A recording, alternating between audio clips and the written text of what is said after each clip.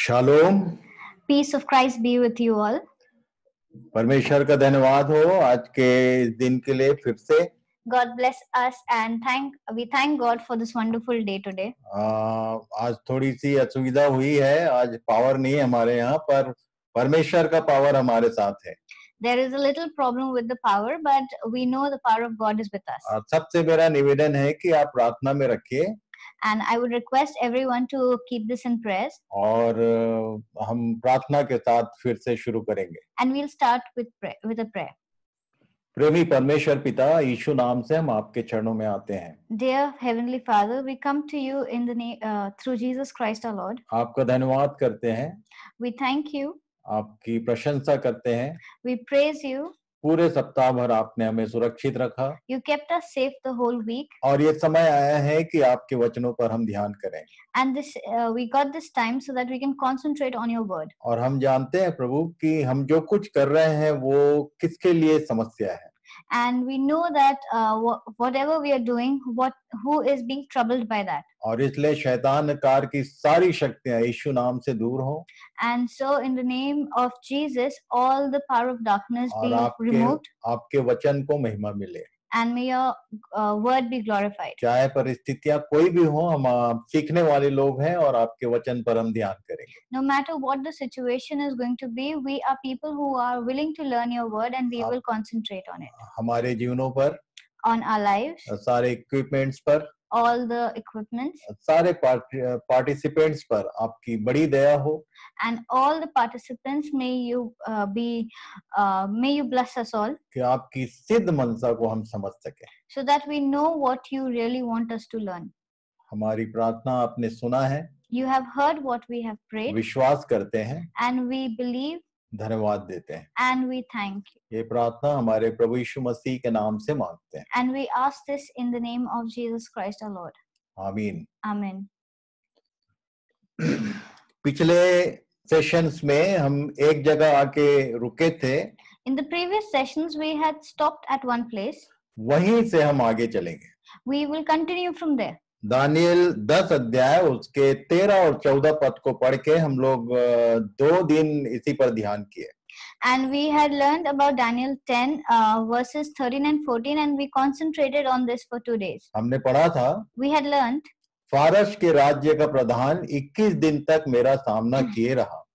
But the prince of the Persian kingdom resisted me 21 days. परंतु Mikael जो मुख्य प्रधानों में से है वह मेरी सहायता के लिए आया, इसलिए मैं फारस के राजाओं के पास रहा। और अब मैं तुझे समझाने आया हूं कि अंत के दिनों में तेरे लोगों की क्या दशा होगी, क्योंकि जो दर्शन तूने देखा है वह कुछ दिनों के बाद पूरा होगा। Then Michael, one of the chief princes, came to help me because I was detained there with the king of Persia. Now I have come to explain to you what will happen to your people in the future, for the vision concerns a time yet to come. मैं परमेश्वर पिता का धन्यवाद करता हूँ। I would like to thank Father God. कि उस समय की स्थिति अलग थी। That time the situation was different. आज के दिन हमारे पास उसका पवित्र आत्मा है। And today we have His Holy Spirit. और वो जो है वो सब बातों में सामर्थी है। And that is someone who can do all things. और वो अपने वचनों को सिखाने में सक्षम है। And he can teach us the word. और इसलिए हम आज के दिन आगे बढ़ेंगे। And so we are going to proceed forward today. और उसके 15 और 16 पद को पढ़ेंगे। Let us read verse 15 and 16. जब वह पुरुष मुझसे ऐसी बातें कह चुका, तब मैंने भूमि की ओर मुंह किया और चुपका रह गया। तब मनुष्य के संतान के समान किसी ने मेरे होंठ छुए और मैं मुंह खोलकर बोलने लगा, और जो मेरे सामने खड़ा था उससे मैंने कहा, हे मेरे प्रभु, दर्शन की बातों के कारण मुझे पीड़ा सी उठी और मुझ में कुछ भी बल नहीं रहा। While he was saying this to me, I bowed with my face towards the ground and was speechless. Then one who looked like a man touched my lips, and I opened my mouth and began to speak. I said to the one standing before me, I am overcome with anguish because of the vision, my Lord. I feel very weak. और तब आगे लिखा हुआ है, and then it is written, 17, 18, 19 पद, In 17, 18 and 19 verse, सो प्रभु का दास अपने प्रभु के साथ क्यों कर बातें कर सके, क्योंकि मेरी देह में कुछ बल न रहा और कुछ सांस ही रह गई। तब मनुष्य के समान किसी ने मुझे छूकर मेरा हियाव बंधाया और उसने कहा, हे अति प्रिय पुरुष, मत डर, तुझे शांति मिले, तू दृढ़ हो और तेरा हियाव बंधा रहे। जब उसने यह कहा तब मैंने हियाव बांधकर कहा, हे मेरे प्रभु, अब कह, क्योंकि तूने मेरा हियाव बंधाया है। how can I, your servant, talk with you, my Lord? My strength is gone, and I can hardly breathe. Again, the one who looked like a man touched me and gave me strength. Do not be afraid, you who are highly esteemed, he said. Peace, be strong now, be strong. When he spoke to me, I was strengthened and said, speak, my Lord, since you have given me strength. मैं आपको यहाँ पर एक बात बताना चाहता हूँ। I want to tell you something here.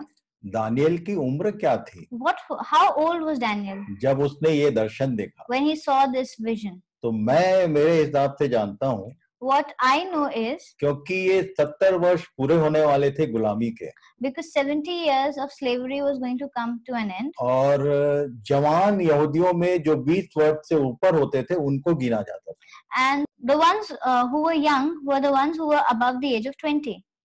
हम जितने जो बाइबल के अध्ययन करने वाले लोग हैं, ये हम इन बातों को जानते हैं। And all of us who are readers of the Bible know this. तो 20 साल वो और 70 साल ये होने जा रहे हैं। And 20 years there, and these 70 years are going to come to an end. तो लगभग ये 80 और 90 के बीच में था। So he was around 80 or 90 years old. और जब इसको ये दर्शन की बात मिली, And when he saw the vision, तो लिखा है कि उसकी देह में कुछ बल ना रहा, बीमार सा हो गया और वो कुछ बोलने लायक नहीं रहा। it is written that he had become really sick and he had no strength and he could not speak anything. और तब लिखा है कि मनुष्य के समान किसी ने मुझे छूकर मेरा हियाव बंधाया, बल दिया और कहा कि मत डर, तुझे शांति मिले। And then it is written that there was someone who touched him who looked like a man, and he said that be strengthened and don't be afraid. मुझे यहाँ पर एक बात ध्यान आता है। So I think of something over here. जब मैंने इन बातों को इस डेप्थ में सीखने का प्रयास किया, That when I wanted to know these things in real depth, तो जितने लोगों ने मुझे देखा है, so all who have seen me, मुझे इन वचनों से बड़ा हिम्मत आया। I had got a lot of strength through this. क्योंकि दर्शन की बातें जब होती हैं और डीप मैटर होता है तो बल शरीर में रह नहीं जाता है। Because when it is about the prophetic matters or visions, then there is no strength left in the body. और तब उसको ऐसे व्यक्ति को जिसके पास दर्शन की बातें हैं उसका मुंह खोलता है। And then a person who has been shown the vision, that person's mouth is open. मैं परमेश्वर पिता का धन्यवाद करता हूँ। I thank Father God. जितने लोग मुझे जानते हैं, All the people who know me, उन्होंने मुझे देखा है कि मैं फिजिकली वीक हूँ। they have seen that I am physically weak. पर मैं बोलने में कमजोर नहीं हूँ। But I am not weak when it comes to speaking. क्योंकि उसने मुझे ये हिम्मत दिया है। Because he has given this to me. और वो बार-बार मुझे हिम्मत देता है। And he gives me, encourages me. वो जैसे दानियल को यहाँ एनकरेज किया, वैसे ही उसको वो मुझे रोज एनकरेज करता है कि जब तक तेरी ये बात पूरी नहीं होगी, तू ऐसे ही बोलता रहेगा। And like he had encouraged Daniel, he encourages me every day that till what you have to say is not completed, you are going to speak. So यहाँ रुक के मैं आपको फिर से वो याद दिलाऊं। So let's pause here and see revise something. 7 और 8 अध्याय में 4 एम्पायर्स के विषय में हमने देखा। In the 7th and 8th chapter, we have seen about 4 empires. जो अलग-अलग पशुओं के रूप में थे, which were shown as different visions of beasts. और जब मैं इसको ध्यान करता था तो जो चौथा पशु है उसमें दोनों चैप्टर्स में कुछ फर्क मैंने देखा। And when I used to study about it, in the 4th beast, in both the chapters, there's a difference. 7 अध्याय में और 8 अध्याय में जो चौथा पशु है उसके विषय में कुछ फर्क बात मैंने दोनों अध्याय में देखा। And the 7th chapter and the 8th chapter, they talk little differently about the 4th beast. है तो वो चौथा ही जंतु, He is the 4th beast. पर वहां पर फर्क क्या है? But there is a difference between it. 7 के 7 पद से आगे पढ़ेंगे. Let us read from chapter 7 verse 7. Daniel 7 उसके 7 पद. Daniel 7 verse 7. लिखा है, इसके बाद मैंने स्वप्न में दृष्टि की और देखा कि एक चौथा जंतु है जो भयंकर और डरावना और बहुत सामर्थी है, और उसके बड़े बड़े लोहे के दांत हैं. वह सब कुछ खा डालता है और चूर चूर करता है, और जो बच जाता है उसे पैरों से रौंदता है, और वह सब पहले पशुओं से भिन्न है और उसके 10 सींग है. After that, in my vision at night, I looked, and there before me was a 4th beast, terrifying and frightening and very powerful. It had large iron teeth. It crushed and devoured its victims and trampled underfoot whatever was left. It was different from the former beasts, and it had 10 horns. उसके 8 पद में लिखा है, मैं उन सींगों को ध्यान से देख रहा था तो क्या देखा कि उसके बीच एक और छोटा सा सींग निकला, और उसके बल से उन पहले सींगों में से 3 उखाड़े गए. फिर मैंने देखा इस सींग में मनुष्य की सी आंखें और बड़ा बोलने वाला मुंह भी है. In the 8th verse, it is written, while I was thinking about the horns, there before me was another horn, a little one, which came up among them. And the 3 of the first horns were uprooted before it. This horn had eyes like eyes of a human being and a mouth that spoke boastfully. इसके 9 और 10 पद को भी आप लोग पढ़ लेना, पर मैं यहाँ समझाने के लिए 11 पद को पढ़ूंगा. You can read the 9th and 10th verse, but I am going to read 11th verse. लिखा है, उस समय उस सींग का बड़ा बोल सुनकर मैं देखता रहा, और देखते देखते अंत में देखा कि वह जंतु घात किया गया और उसका शरीर धधकती हुई आग में भस्म किया गया. Then I continued to watch because of the boastful words of the horn was speaking. I kept looking until the beast was slain and its body destroyed and thrown into a blazing fire. ये जो 7 अध्याय में जो चौथा जंतु है, in the 7th chapter, the 4th beast there, इसमें 2 चीज आप ध्यान रखना. keep 2 things in mind about it. कि 10 सींग में से एक सींग निकला था और उसका अंत जो है वो धधकती हुई आग में डाला गया. That out of the 10 horns came 1 horn, and that it was thrown into the blazing fire. और तब 8 अध्याय के 23-24 पद में फिर से चौथे पशु का वर्णन है. And again in Daniel chapter 8 verses 23 and 24, there is a mention of this 4th beast. यदि 8 अध्याय को शुरू से पढ़ेंगे तो मैं उस पशु के बारे में नहीं कह रहा हूँ, जिस राजा के बारे में उस पशु का दर्शन मिला था और जो उसको समझाया गया उसकी बात कर रहा हूँ. And if you read from the beginning, I am talking about the king who is being mentioned here in the form of the beast. लिखा है, उन राज्यों के अंत समय में जब अपराधी पूरा बल पकड़ेंगे, तब क्रूर दृष्टि वाला और पहली बुझने वाला एक राजा उठेगा. उसका सामर्थ बड़ा होगा, परंतु उस पहले राजा का सा नहीं, और वह अद्भुत रीति से लोगों को नाश करेगा और सफल होकर काम करता जाएगा और सामर्थियों और पवित्र लोगों के समुदाय को नाश करेगा. In the latter part of their reign, when rebels have become completely wicked, a fierce-looking king, a master of intrigue, will rise. He will become very strong, but not by his own power. He will cause astounding devastation and will succeed in whatever he does. He will destroy those who are mighty and the holy people. तब उसके 25 पद में लिखा है, Then in the 25th verse it is mentioned, उसकी चतुराई के कारण उसका छल सफल होगा और वह मन में फूलकर निडर रहते हुए बहुत लोगों को नाश करेगा. वह सब हाकिमों के हाकिम के विरुद्ध भी खड़ा होगा, परंतु अंत को वह किसी के हाथ से बिना मार खाए टूट जाएगा.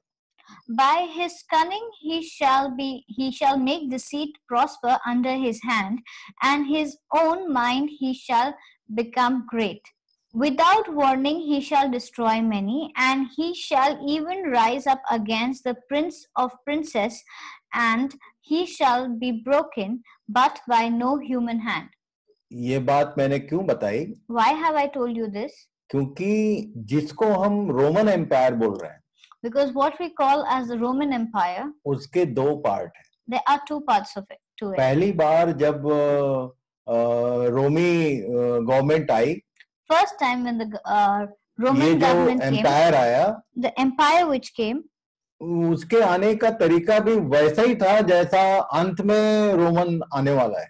it was similar to the way the future Roman empire is going to come. अभी यहाँ पर सीक्वेंस थोड़ा सा उल्टा किया. There is a little difference in the sequence. 7 अध्याय में रोम के आखिरी समय का वर्णन है. In the 7th chapter, there is a mention of the last days of Rome, क्योंकि उसका जो राजा है वो धधकती हुई आग में डाला गया. because the king over there will be put into a blazing fire. पर ये 8 अध्याय में जो राजा है उसके बारे में लिखा है कि वो अंत को किसी के हाथ से बिना मार खाए टूट जाएगा. And here in the 8th chapter it is mentioned that this king will be broken, but not through a human. ये दो अलग अलग टाइमिंग्स हैं. There are two different timings. इसको आप लोग ध्यान से पढ़ना तो समझ में आएगा. If you read this carefully, then you'll understand.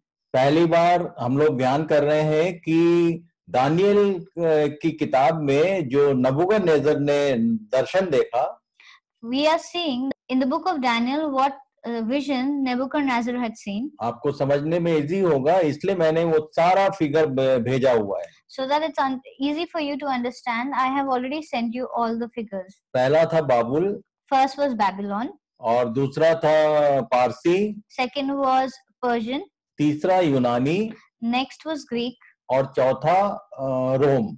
fourth was Rome. और तब रोम कैसे आरंभ हुआ और कहाँ तक गया ये सब हमने देखा है. And how the Romans empires was set up and till where and how did it end, we have seen it all. और तब आज मैं उसके आगे की बात बताना चाहता हूँ. And I would like to say about things beyond that. मैंने एक होमवर्क दिया था बहुत पहले. I had given a homework long back. ये जो भविष्यवक्ता है वो 3 कैटेगरी में बटे हुए हैं. That these prophets have been divided into 4 categories. पता नहीं कितने लोगों ने खोजा या नहीं खोजा. I don't know how many of you have looked into it or haven't. आज फिर से होमवर्क देता हूँ. I'm going to give it as a homework again. ये बाबुल के बनवाई से पहले कितने प्रॉफिट थे जिन्होंने उनको चिताया कि देखो तुम ऐसा ऐसा करोगे तो तुम बंधन में जाओगे. And how many of them were there who had warned the people before they were captured by the Babylonian kingdom? ये जो भविष्यवक्ता है ये 3 पार्ट में है. These prophets are in 3 parts. कुछ लोग थे जिन्होंने इनके बनवाई में जाने से पहले उनको चिताया. There were some who had warned before they went into bondage. और कुछ लोग थे जो जब ये लोग बंधन में थे तभी उन्होंने भविष्यवाणी की. And there were few who told them or they were warned them when they were in exile or they were in bondage. बाबुल की बनवाई में जब थे. When they were under the Babylonian kingdom. और जब ये लोग बाबुल की बनवाई से निकले, and when they were free from the Babylonian bondage, और तब ये लोग फिर से अपने नगर को गए. then they went back to their city. और एजरा और नेहमिया के दिनों में क्या हुआ ये सब हमने देखा. And what happened during the time of Ezra and Nehemiah, we've seen that. पर उसके बावजूद क्या नहीं हुआ था वो देखेंगे. And what had happened, we will see that. उसका कारण क्या था ये पहले बताता हूँ. What was the reason? I'll tell you now. जब ये लोग बंधुआई से निकल गए, when they were free from the bondage, उसके बाद कुछ भविष्यवक्ता हैं जिन्होंने इनको फिर से चिताया था. there were a few more prophets who had warned them. ये 3 पार्ट में है. They are in 3 parts. आप लिख सकते हैं. You can write it down. खोज लेना. You can find it out. Pre-exilic, Pre-exilic, exilic, exilic, and post-exilic. and post-exilic. बंधुआई से पहले के भविष्यवक्ता, The people who were the prophets before the bondage, बंधुआई के समय के भविष्यवक्ता, prophets during the bondage, और बंधुआई के छूटने के बाद ये लोग जब पहुंचे यरूशलेम फिर से तो उसके बाद के भविष्यवक्ता. the prophets who came after they attained freedom. और मलाकी जो था वो सबसे आखिरी भविष्यवक्ता था. And Malachi was the last of the prophet. मैं जब उसको पढ़ता था, And when I used to read from there, प्रभु ने बोला बेटा ध्यान कर. God told me, concentrate. यहाँ पर मैं स्पेशली उन लोगों से कहना चाहता हूँ Here I want to say especially to the people जो ये सोचते हैं कि एक बार प्रभु ने हमको क्षमा कर दिया, आप 100 खून माफ है. and that God has forgiven us once, now I can do whatever I want. आप अपने परमेश्वर को ठीक से नहीं जानते. Then you don't know your God well. यीशु ने बार बार कहा कि जा तेरे पाप क्षमा हुए, पर दोबारा फिर मत करना. Jesus time and again said that your sins are forgiven, but don't repeat them. पर बहुत सारे प्रचारक लोग ये कहते घूम रहे हैं, और मैं सुनता हूँ, और बहुत सारे लोग मेरे से बात करके पूछते भी हैं कि भाई यीशु नाम के नीचे आ गए, अब जैसा भी जियो स्वर्ग तुम्हारा है. And a lot of pastors and preachers say this. Many people ask me also. I've heard at many places that once you've taken the name of Jesus, then all you do is forgiven. ये Israeli लोग एक बार बंधुआई में गए. These Israelites went under bondage once. और उनको चिताया गया था, फिर भी बंधन में गए. And they were warned, but they still went into a bondage. क्योंकि उन्होंने अपने भविष्यवक्ताओं की सुनी नहीं थी. Because they did not listen to their prophets. फिर परमेश्वर ने अपने वचन के अनुसार 70 साल के बाद इनको वापस भेजा. And then God, according to His promise, sent them back after 70 और तब years. फिर से उनको चिताया गया. And then again they were warned. आप पढ़ लेना जो बंधुआई से जाने के बाद के जो प्रॉफिट्स हैं वो क्या बोलते हैं. Now you can read about what the post-exilic prophets have said. ये मलाकी जो है पोस्ट एक्साइलिक था. Malachi was a post-exilic one. उसके एक अध्याय के 2 पद को पढ़ेंगे. If we read from his book chapter 1 यहाँ verse 2, लिखा है, it is written, यहोवा यह कहता है, मैंने तुमसे प्रेम किया है, परंतु तुम पूछते हो तूने किस बात में हमसे प्रेम किया है. I have loved you, says the Lord. But you ask, how have you loved us? ये छुटने के बाद की बातचीत है. This is a conversation which happened after they've got freedom. परमेश्वर उनको याद दिला रहे हैं कि मैंने तुमसे प्रेम किया, तुम्हारे साथ मैंने ऐसा ऐसा किया. And God is reminding them that I have loved you and I have done all this for you. और तब ये लोग पलट के पूछते थे कि किसमें प्रेम किया तूने. And then they then they answer back and say, how have you loved us? मैं आपको आज का होमवर्क देना चाहता हूँ. I want to give the homework for today. ये 2nd number homework. This is the second homework. पहला homework pre exilic, exilic and post exilic. The first homework was where you find the prophets who were pre-exilic, exilic and post-exilic. दूसरा homework यहाँ पर उसने अपने लोगों से क्या क्या कहा और ये लोग क्या क्या क्वेश्चन उसको पलट के करते थे. The second homework is to find out what were the things the Lord said to them and what were the things they said in return. और तब ये जो शब्द है ये मैंने देखा 7 टाइम्स लिखा हुआ है मलाकी की पुस्तक. I have seen that this word has been repeated 7 times. यहोवा कहता है ये, पर तुम पूछते हो कि ये. That the Lord says this, but you ask. को पहला मैंने बता दिया, अच्छे आपको खोजना है ये homework. The first I have told you, the next you have to find. आपको यदि प्रभु ने जीवन दिया, if God has given you this life, तो ये सारी चीजें आपके छुटकारे के बाद ये 7 प्रश्न 7 आर्गुमेंट आपके लिए भी है. After your rebirth, these 7 questions are for you also. अपने लोगों को छुटकारा करने के बाद ये प्रश्न चिन्ह आ गया था उसके सामने. And after he had given them freedom, then these things came up in front of him. उसने बोला था कि तुम ऐसा करोगे तो बंधन में जाओगे. He had already said that if you do such things, you will go into bondage. और जब वापस आए तब उसने उनको मंदिर बनाने दिया. उसने राजा के मन को नम्र किया और नहमिया के द्वारा सारा काम, एजरा के द्वारा सारा काम फिर से किया गया.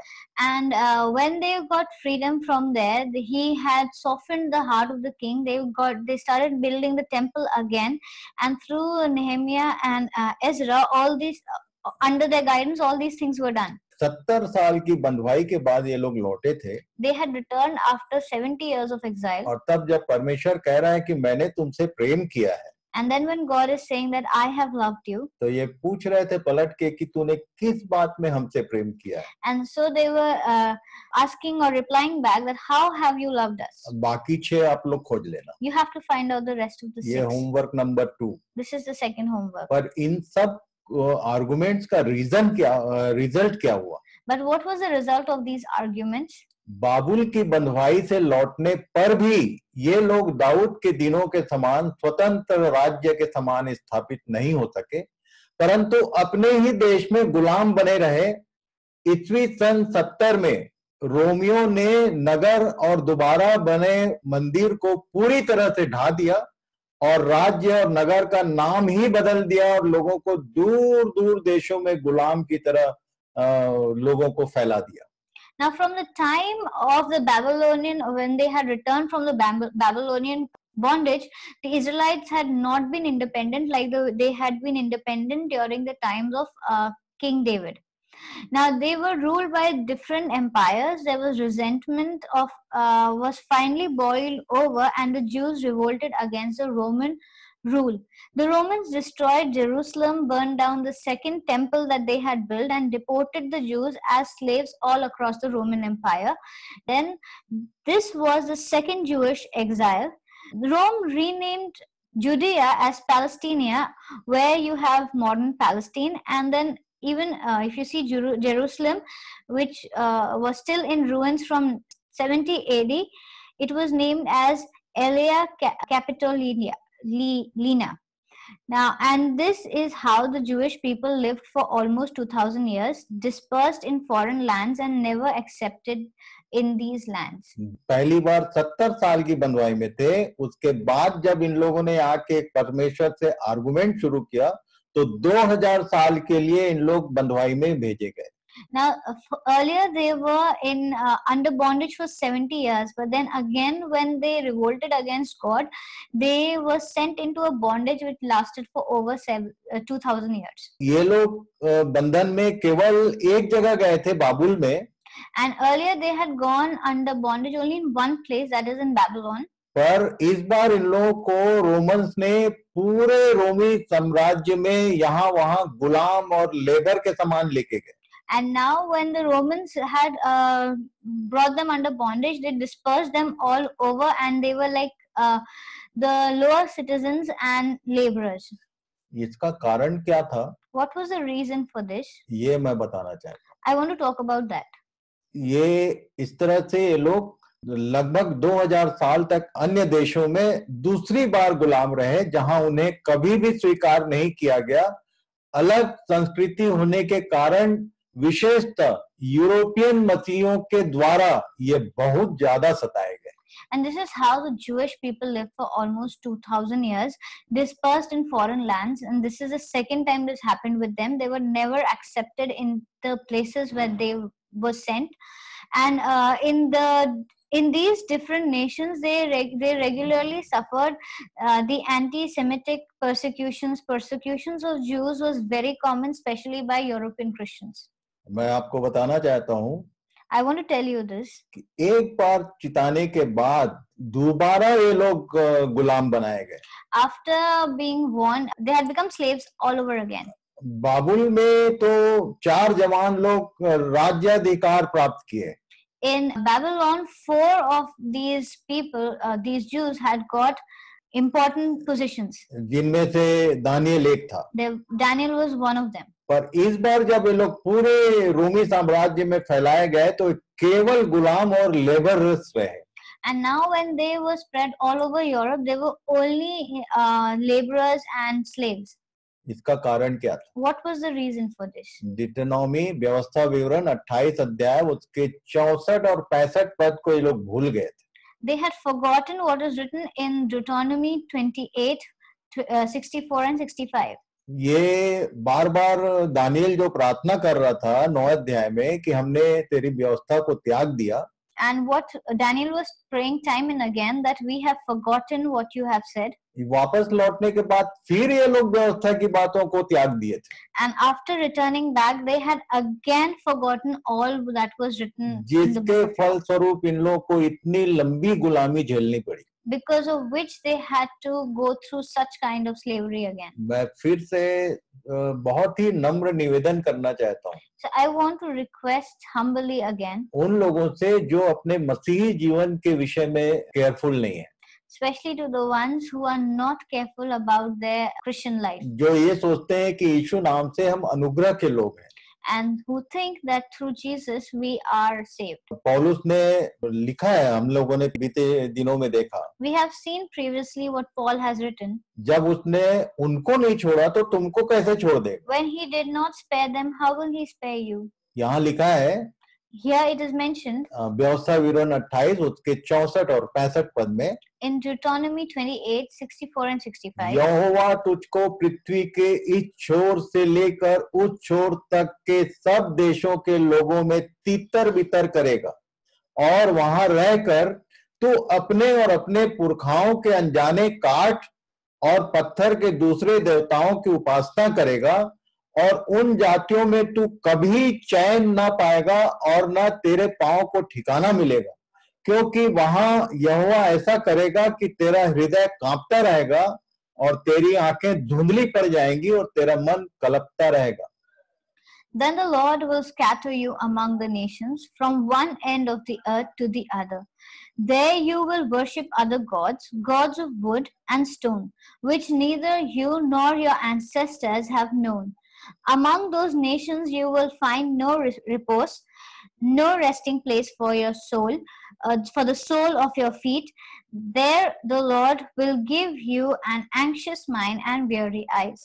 यिर्मयाह के द्वारा उसने कहा था Through Jeremiah he had said कि नबूकदनेस्सर तुमको अपने यहाँ ले जाएगा। Nebuchadnezzar is going to take you. व्यवस्था विवरण में उसने ये बात कही थी, इसको इन लोगों ने नहीं ध्यान रखा। But in Deuteronomy he had said this thing and these people did not keep it in और mind. उसने ये चिताया था कि पृथ्वी की इस छोर से उस छोर तक पूरे संसार में तितर बितर होके रहना पड़ जाएगा तेरे को। He had warned that you are going to be scattered all over the world from one end to the other. और ये कैसे हुआ And how this happened? और इसके बारे में 29 अध्याय उसके 24-25 पद में लिखा है।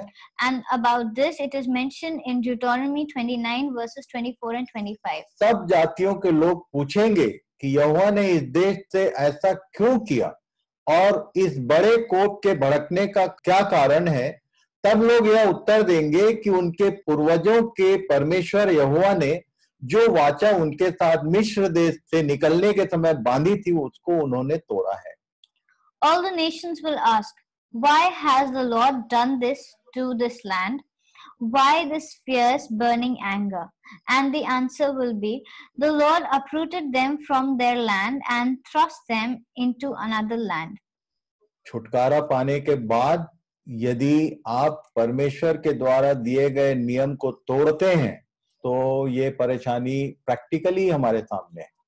After being given the freedom, after being saved, if you break the laws that God has given, then this happens. लिखा है कि लोग पूछेंगे कि इतना भयंकर कोप भड़कने का कारण क्या है, तो लोग कहेंगे कि ये मिस्र देश के गुलामी से निकलने के समय जो वाचा इनको जो बातें दी गई थी उनको इन्होंने तोड़ दिया।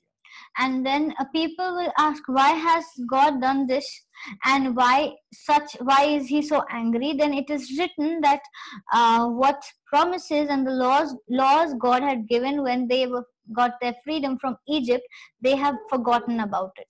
और उसके बाद and then इस बीच में जब ये लोग पूरे रोमी साम्राज्य में फैला दिए गए, and then when they were scattered all over the Roman Empire, रोमी साम्राज्य कितना बड़ा था, and the Roman Empire was very big. यदि आप ढूंढेंगे तो आपको सब मिल जाए। If you want to look into, if you find out about it or you want to search it, you will find it.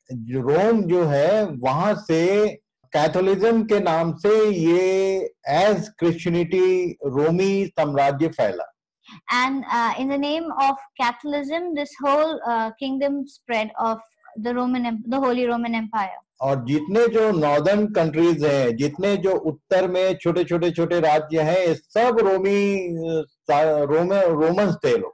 And all the small countries in Europe, in the north, all the small countries, they were all a part of the Roman Empire. German और Wales and British countries और ये up to Russia, ये पूरा area इनके हाथ में था, एक समय था, और इन लोगों ने उनको, यहूदियों को, ये सब जगह गुलाम के नाई पहुंचा दिया. And all the small countries, like you see Germany and the other countries like the Balkan states and the other Slovakian states, up to you can say Wales and England and even Russia, all this was a part of the Holy Roman Empire, and the Jews were sent everywhere across here as laborers. और इस बीच में और एक घटना हुई. And then there was something else also happened that time. 2 world war का बात करता है इतिहास. The history talks about two world wars. पहला जो वर्ल्ड वार था, the first world war, औद्योगिक क्रांति के कारण सभी बड़े देश ऐसे उपनिवेश चाहते थे जहां से वे कच्चा माल पा सकें और सभी उनके देश में बनाई तथा मशीनों से बनाई हुई चीजें बेच सकें.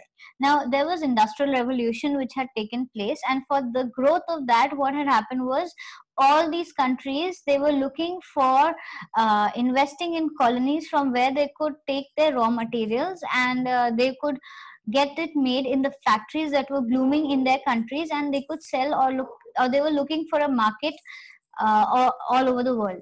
इस उद्देश्य की प्राप्ति के लिए हर देश दूसरे देश पर अधिकार चाहता था, और इसके लिए सैनिक शक्ति बढ़ाई गई और गुप्त कूटनीति के कारण ये वर्ल्ड वार हुआ. And so what had happened for this to take place, there was each country wanted to show their superiority, so they also increased their military power a lot, especially for colonization. Also they required a lot of military strength, so they had a lot of secret peace treaties also among different nations, and these were the treaties and owing to those this war was fought. देशों ने आपस में युद्ध छेड़ दिया. One country fell into war, so the others were pulled into it. और पूरे संसार में युद्ध की स्थिति बन गई. And the whole world had this war. और ये 4 साल 3 महीने और 2 सप्ताह तक का डेट वॉइस मैं आपको इसका डिटेल भेजूंगा. It lasted for 4 years, 3 months and 2 weeks. I will send the whole timeline to you. और उसके बाद And then ये जो सताव था खासकर यहूदियों के ऊपर, ये अपनी चरम सीमा में पहुंच गया जब हिटलर नाजी ने कई लाख यहूदियों को गैस चैम्बर में डालकर मार दिया, परंतु हिटलर की मौत के बाद बचे हुए यहूदी लोगों को शांति मिली. Now the hatred for the Jews reached its peak when anti-Semitism reached its peak when Hitler, through Nazi Germany, tried to end or kill all the Jews living in Europe, especially in the 20th century. And this was basically through the Holocaust that we know about. And he almost succeeded, but he was defeated, and the remaining Jews survived. कोई भी व्यक्ति इस दुनिया में अमर नहीं है. No person in this world is immortal. मैं ये सब जब अध्ययन करता था, खोज रहा था, when I was studying and searching, then I found मैं यहूदियों का इतिहास पढ़ रहा था तो ये सब मुझे मिला. When I was reading about the history of the Jews, then I got all this. एक भयंकर बड़ा तानाशाह था ये. He was a dictator. Second world war का जो मूल कारण था यही था. The main reason for the Second World War was him. For finally Hitler ने सुसाइड किया. And Hitler committed suicide. ये जो सेकेंड वर्ल्ड वार है, the Second World War, ये 6 साल तक चला. It lasted for approximately 6 years. और ये एक ऐसा वॉर था जिसमें परमाणु हथियारों का इस्तेमाल किया गया. And this was the first time that in the world that the nuclear weapons were used.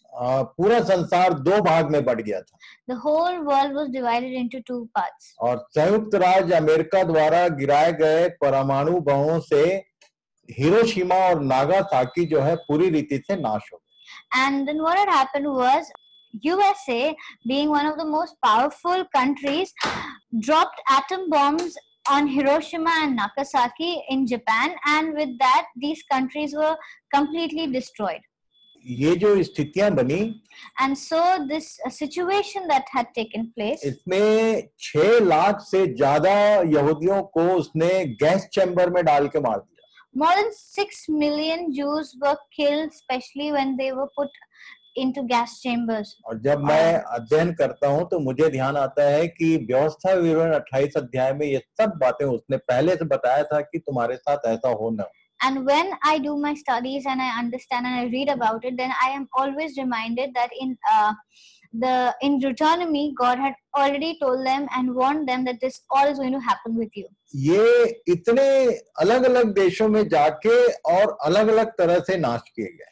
They went to so many different places and then they were killed in so many different ways. और इसी समय में And so in this way, संयुक्त राष्ट्र जैसे संस्थान बनाए गए कि अगली बार दोबारा ये युद्ध की स्थिति ना बने.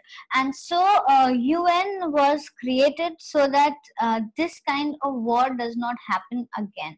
पर इन दिनों में ये सब बात मैं क्यों बता रहा हूँ? So why am I telling you all these things? जो बातें बाइबल में लिखी हैं वो होके रहेंगी. That whatever is mentioned in the Bible, that is going to take place. अभी बिल्कुल वो स्थिति जो फर्स्ट वर्ल्ड वॉर में था, सब लोग अपनी सैन्य शक्ति बढ़ा रहे थे. अभी सारे संसार की यही दशा है. Now, what the situation or the circumstances with which this First World War began, the whole world is going through that phase again, where everyone is trying to build up and stock up their military defenses. जल्द ही third world war होगा. Very soon, the Third World War will take place. और जितने world power है जो अपने को विश्व शक्ति बोलते हैं, ये आपस में लड़के समाप्त होने वाले. All the big nations who are the big powers will fight among themselves and come and end.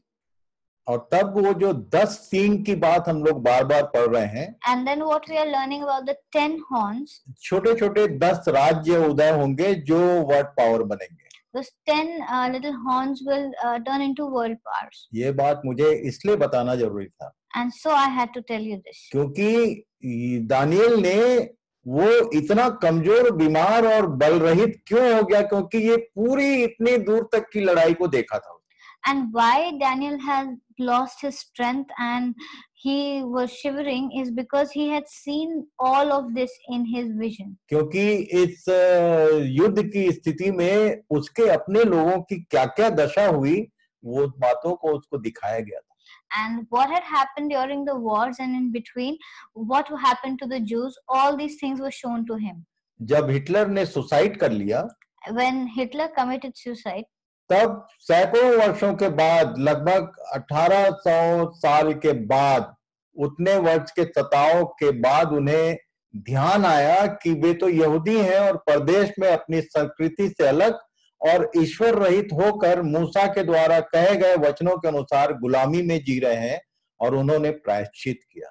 The fact that there were people who identified themselves as Jews after many hundreds of years with the anti-Semitic persecutions and without a homeland and language was remarkable. But this allowed the final words of Moses in the Torah, written down 3,500 years ago, to come true, and they all repented. इन्होंने जहां जहां भी थे वहां उन्होंने प्रायश्चित किया. And wherever they were, they had repented. और तब सुलेमान के शब्द मुझे याद आते हैं जब मंदिर की प्रतिष्ठा हो रही थी. Then I am reminded of the words of Solomon when the building was being established. जहां कहीं भी तेरे लोग हों और तेरे मंदिर की तरफ मुंह करके प्रार्थना करें तो सुन लेना. And that wherever your people are, and if they turn towards your temple and they pray, then God please listen to them. और तब लिखा है जो बात मैंने ध्यान किया कि 1948 में ये जो यहूदी हैं ये अलग अलग राष्ट्रों से वापस अपने जगह पर पहुंचाए गए, और तब ये जो अभी का इजराइल है, इसको हिस्ट्री बोलती है, इसका नया जन्म हुआ, रीबर्थ हुआ, और मूसा के द्वारा कही गई जो एक बात थी वो पूरी हुई. And then in 1948, the Jews through the United Nations saw a remarkable rebirth of the modern state of Israel, just like Moses had said and written centuries ago. डिटोनॉमी 30 अध्याय उसके 1 और 2 पद में लिखा है, व्यवस्था विवरण 30 के 1 और 2 पद को पढ़ेंगे. We will read from Deuteronomy chapter 30 verses 1 and 2.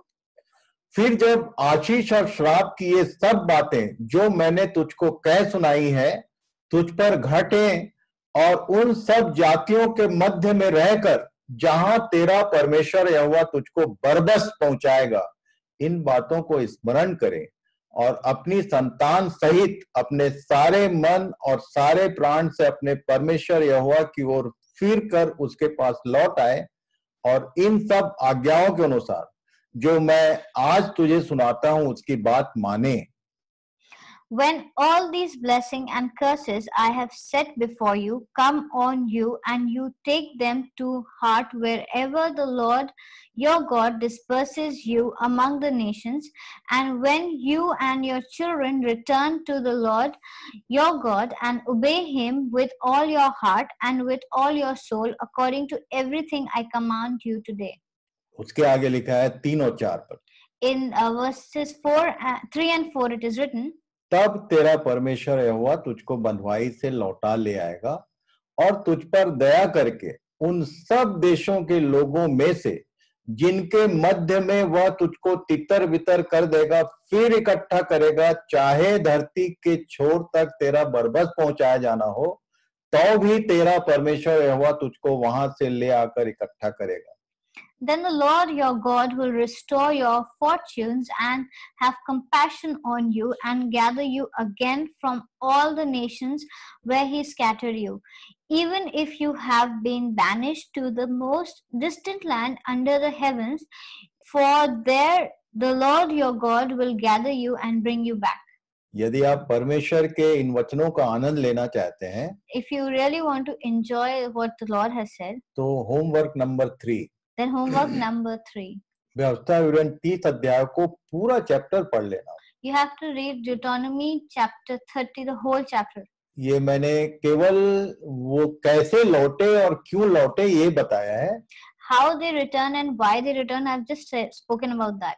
और तब ये वाकई में एक ध्यान देने योग्य बात है कि इनका जो रीबर्थ हुआ वो फिर से एक राष्ट्र की नहीं, इन लोग जब इकट्ठे हुए तो भयंकर विरोध के बीच में इकट्ठे हुए. And then it is very remarkable and interesting to know that the state of Israel, after it was reborn, then there was a great opposition. ये बहुत थोड़े से लोग लौटे थे. Very few of them had returned. और बहुत छोटा सा एरिया इनको मिला था. And they had received a very small area. और तब 3 बार इनको बड़े बड़े युद्ध का सामना करना पड़ा. Then they had to face wars 3 times. उनके जो चारों तरफ जो मुस्लिम कंट्रीज थे तो इनके विरोध में युद्ध छेड़ दिया था. And in opposition, especially the Muslim countries around Israel, they all started fighting, or they had wars with Israel. 1948 में युद्ध हुआ, तब इनको वो जगह मिली. In 1948, after they got the country, they had a war. और 1956 और 1967, 1973 में भी युद्ध हुआ. In 1956, 1967 and 1973 again there were wars. और 5 देश उसके चारों तरफ छोटे छोटे हैं, उन लोगों ने एक साथ चारों तरफ से उनके ऊपर चढ़ाई किया था. And Israel was often under war with 5 nations at the same time. पर फिर भी इन लोगों ने जय पाया. But yet they always were victorious. अभी भी इन लोगों ने वो पूरा जगह नहीं पाया है और वो मंदिर जो उनका मुख्य स्थान है, वो जो मोस्ट होली प्लेस है, वो अभी तक बना नहीं है. Yet not only did Israel survive, but a lot of territories were increased to that country, and then what happened was they regained Jerusalem, the historical capital city that David had founded around 3000 years ago, but still they could not rebuild the most holy place. और वो इंतजार कर रहे हैं कि जब उनका मसीहा छुड़ाने वाला आएगा, अभी भी वो मसाया का इंतजार कर रहे हैं. They are still waiting for the Messiah, the Savior, to come. और वो आएगा तो ये उनका जो मोस्ट होली प्लेस है, वो जो मंदिर है, वो बनाया जाएगा. And when the Messiah comes, their most holy place, temple will be built over there. ये ऐसा विश्वास करते हैं This is what they believe. कि जब मसीहा आएगा तब हम फिर से छुड़ाए जाएंगे और इन सारी स्थितियों में से हट के अपने जगह को प्राप्त करेंगे. They believe that when the Messiah comes, he will save us from all these things, and then again we will get our original place. यहाँ पर मैं आपको फिर से वो वैली याद दिलाऊं I want to remind you of the valley of prophecy जो again. Daniel 9 अध्याय में हमने देखा था. The one that we had seen in Daniel 9. ये क्रूसिफिक्शन और एंटीक्राइस्ट के बीच में 2000 साल का गैप है. There is a difference of 2000 years between the crucifixion of Christ and the coming of the Antichrist. ये पूरा 2000 साल का इतिहास मैंने आपको बताया कि ये यहूदियों का क्या हुआ. And I have told you what had happened in these 2000 years with the Jews. हम लोग देखने का प्रयास कर रहे हैं कि एंटीक्राइस्ट कैसे एंट्री लेगा और उसके साथ 10 कौन-कौन से राज्य होंगे. We are trying to understand how the Antichrist is going to come and the 10 kingdoms which will be along with him. और तब उसके बाद दानियल 11 अध्याय में वापस आएंगे. Then let us come back to Daniel 11. मैं आपको 1 से 27 पद तक की बात नहीं बताता. I'm not going to talk about verses 1 to 27. मैं आपको इतना हेल्प कर देता हूँ कि ये उत्तर का राजा कौन और दक्षिण का राजा कौन. I will help you who was the king of the north and who is the king of south. उत्तर में रोम था और दक्षिण में यूनान था. In north was Rome and in south was Greece. मैं आपको याद दिलाऊं Let me remind you कि ये जब सिकंदर और उसके बाद उसके जो 4 जनरल्स थे, ये राज्य यूनान का जब डिवाइड हो गया, Alexander and then his 4 officials and then the kingdom of Greek was divided into among them. तो ये जो ग्रीक लोग हैं, ये इजिप्ट को इन्होंने अपना सेंटर बनाया. Then Egypt became a center of Greece. और रोमन जो आर्मी है, रोमन जो एम्पायर था, उसने नॉर्दर्न साइड में अपना जगह बनाया. Then the northern part of Europe that was taken over by the Romans. और तब यदि मैं आपको बताऊं कि उत्तर का राज्य कौन है जो बार बार दक्षिण के ऊपर हमला करता है. Then let me tell you who is the king of the north or the nation in the north who keeps on attacking the southern kingdom. ये सीरिया है जो इजिप्ट पे बार बार ये 11 अध्याय में उसके युद्ध की बात लिखी गई है. It is Syria who keeps attacking Egypt, and chapter 11 is a war between them. और ये कितने युद्ध हैं, कितने बार युद्ध हुए, और इसका पूरा डिटेल लगभग मैंने आपको भेजा हुआ है. And how many wars took place and all about the wars, I have sent you almost everything. पर मैं आपको फाइनली जो 10 सिंह वाला जो राजा है, जो कैसे वो आएगा, वो 28 पद से आगे बताना चाहता हूँ. And how will this the king with 10 horns emerge? It is mentioned from 28th verse. इसका पूरा डिटेल हमको प्रकाशित वाक्य में मिलेगा. We'll find the whole detail in Revelation. ये 7 अध्याय, 8 अध्याय और 11 अध्याय के अंतिम में इसके बारे में थोड़ी थोड़ी जानकारी है. In the 7th chapter of Daniel, 8th chapter of Daniel, and in the 11th chapter of Daniel, there is a little information that is given about it. पर इसकी पूरी कहानी प्रकाशित वाक्य में. But the whole story is in Revelation. और इसलिए मैं बार बार कहता हूँ कि दोनों एक ही किताब है. And so I always say that these are the same books. ये क्यों अलग अलग हुआ?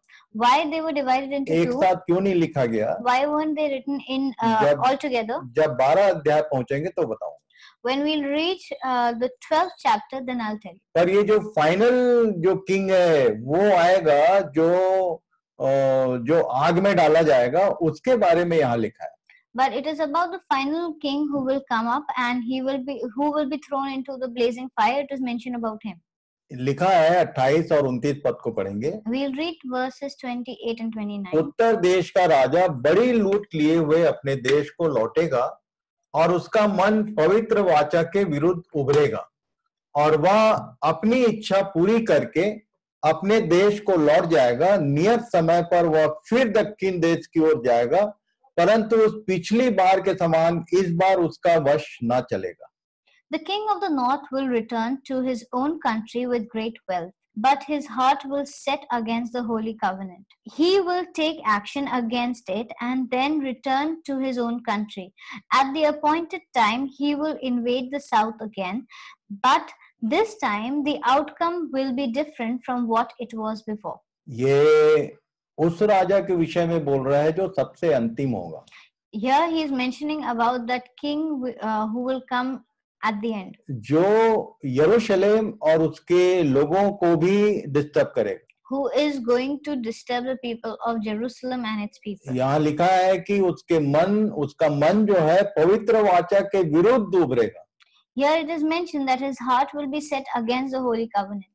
और तब 30 और 31 पद में लिखा है, And then in verses 30 and 31 it is क्योंकि written, ये जितने जो एम्पायर्स हैं हमेशा अपने राज्य को बढ़ाने के चक्कर में रहते हैं। because all the empires they try to increase the land of their nation. अभी आप देख लो, अभी चारों तरफ वही चल रहा है। And if you see all over the world this is going on. छोटे छोटे जो हमारे पड़ोसी देश हैं वो भी अपना अपना बाउंड्री को बढ़ाने का प्रयास करते रहते हैं। Even the small countries around us, our neighboring countries, they also want to increase their boundaries. ये कंप्लीट सैटेनिक नेचर है। This is a nature of Satan. मैंने पिछले मुंबई वाले अध्ययन में बताया था कि लूसीफर का या इस पृथ्वी पर या स्वर्ग पर सबसे पहला पाप क्या था।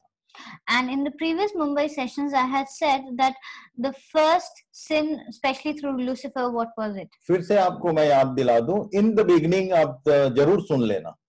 And let me remind you, please go through in the beginning. कि ये जो स्वर्ग का राज्य था एक्चुअल वो क्या था, and what the kingdom of heaven really was. उत्पत्ति 1:1 में in Genesis 1:1. और उसको मैंने बहुत अच्छे से डिटेल बताया है, आप जरूर सुन लें। I have given the whole detail of it, so you please listen. तो ये जो स्वभाव है ये लूसीफर का है कि वो किसी बात में संतुष्ट नहीं था। And this is the nature of Lucifer, that he was never satisfied with one thing. और इसी ने उसको शैतान बनाया। And this is the reason he became Satan. मैं हमेशा अपने जो अध्ययन करने वाले लोग हैं उनकी सहायता करता हूँ कि अपने आप से पूछो कि तुम संतुष्ट हो या नहीं। And all the people I do these studies with or I concentrate with, I always ask them, ask yourself, are you satisfied? सबसे बड़ा पाप असंतुष्टि है। The biggest sin of all is dissatisfaction. ये यदि एक व्यक्ति संतुष्ट नहीं है तो फिर वो कहीं तक भी कुछ भी जाके करेगा। And if a person is not satisfied, then he can go to any limit to achieve. ये जितने युद्ध हुए उसका कारण यही था। And all the wars that took place, the main reason was that. और शैतान के अंत का भी कारण वो ही रहेगा। And the end of Satan, the reason for the end of Satan is going to be the same. क्योंकि जो व्यक्ति संतुष्ट नहीं है वो मरते दम तक कभी संतुष्ट नहीं होता। Because a person who is never satisfied is never going to be satisfied till his last breath. उस टॉपिक पे यदि मैं जाऊंगा तो ये विषय रह जाएगा। And if I move on to that topic, then this will be left behind. ये एक वर्ल्ड पावर बन के उभरेगा। This he will increase or become a world power. पर उसका और जगह को पाने का जो स्वभाव है वो खत्म नहीं होगा। But he would want to expand his territories and want to win over more or gain more territories. अब लिखा है यहाँ पर 30 और 31 पद में, And so it's mentioned in 30 and 31. कित्तियों के जहाज उसके विरुद्ध आएंगे Ships of the western coastlands will oppose him. और वह उदास होकर लौटेगा And he will lose heart.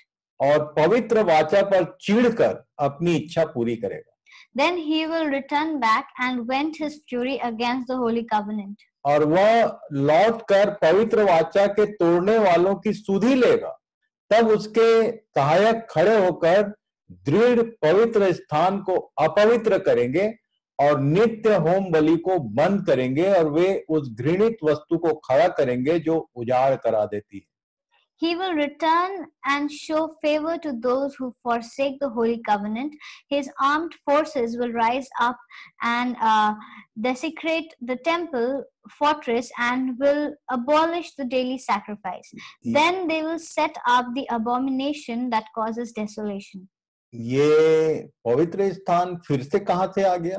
Then again, from where has this holy temple come up? एक बार सलोमन ने बनाया था, Solomon had made it once. दूसरी बार इन लोगों ने लौटकर बनाया, Then they returned and made it again. और आज के दिन अभी वो यरूशलेम के मंदिर की जगह मस्जिद बना हुआ है. And in place of the holy temple, there is a mosque. ये यहाँ कैसे ये पवित्र स्थान आ जाएगा? How will this holy temple come?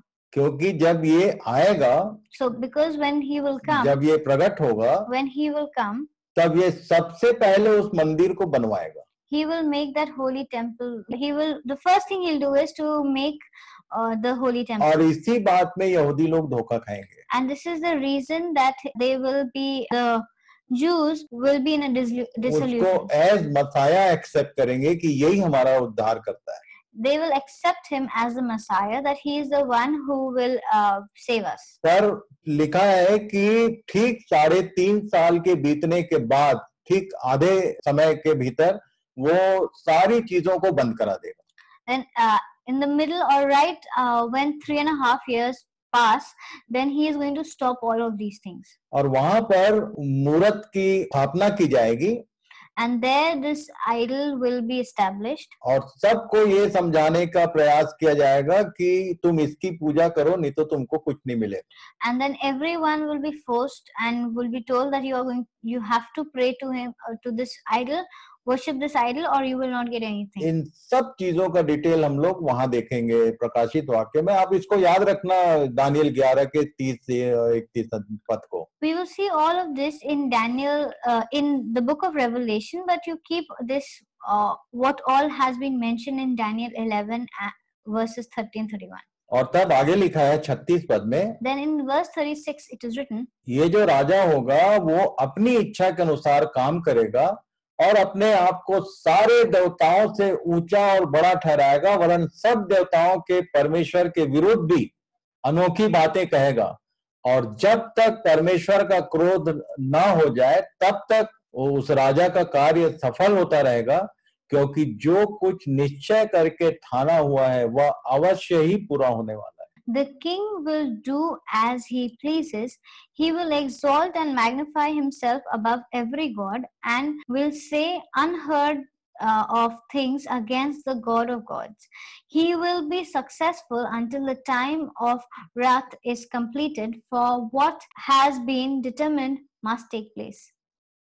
परमेश्वर ने कोई चीज निश्चय करके ठान के रखा है. God has decided to do something, और वो एक दिन पूरा होगा. and that will be completed. और वो इसी के अंत के साथ पूरा होगा. And it will be completed with the end of. इन सब बातों को हम लोग आगे देखेंगे. We will see all these things. Even third world war कैसे होगा, और ये 10 राज्य कैसे आएंगे, और एंटीक्राइस्ट कैसे प्रकट होगा, ये सब रेवलेशन में लिखा हुआ है.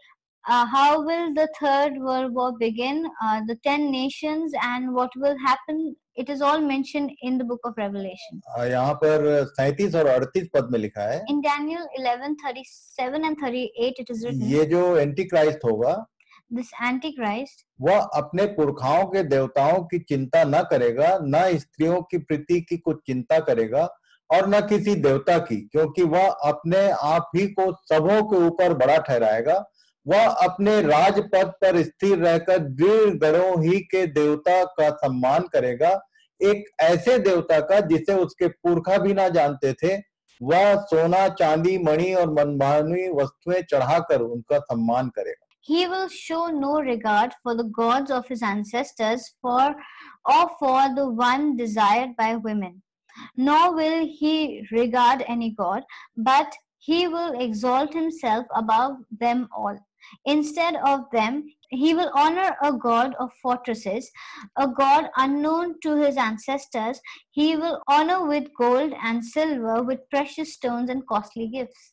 इन बातों को एक बार, 2 बार, 3 बार, 4 बार आप लोग पढ़िए सुनिए तो समझ में आएगा. read this again and again. When you read and listen to this, then you'll understand all these things. 39 के आगे लिखा है, From verse 39 it is written, उस बिराने देवता के सहारे वह अति गृढ़ गढ़ों से लड़ेगा और जो कोई उसकी माने उसे वह बड़ी प्रतिष्ठा देगा। ऐसे लोगों को वह बहुतों के ऊपर प्रभुता देगा और अपने लाभ के लिए अपने देश की भूमि को बांट देगा।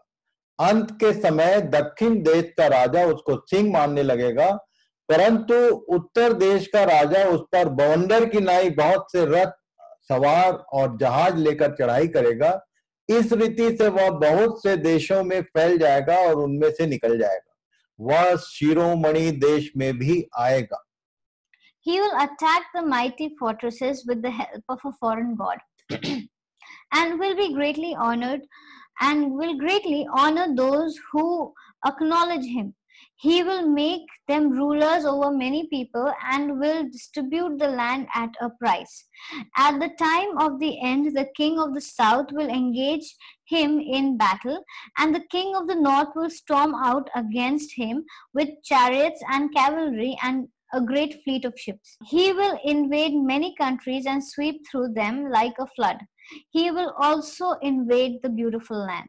41, 42, 43 में लिखा है, In verses 41, 42 and 43 it is written, बहुत से देश उजड़ जाएंगे, परंतु एदोमी, मोआबी और मुख्य मुख्य अम्मोनी आदि जातियों के देश उसके हाथ से बच जाएंगे। वह कई देशों पर हाथ बढ़ाएगा और मिस्र देश भी न बचेगा। वह मिस्र के सोने चांदी के खजानों और सब मन भावनी वस्तुओं का स्वामी हो जाएगा और लूबी और कुशी लोग भी उसके पीछे हो लेंगे। Many countries will fall, but Edom, Moab, and the leaders of Ammon will be delivered from his hand. He will extend his power over many countries. Egypt will not escape.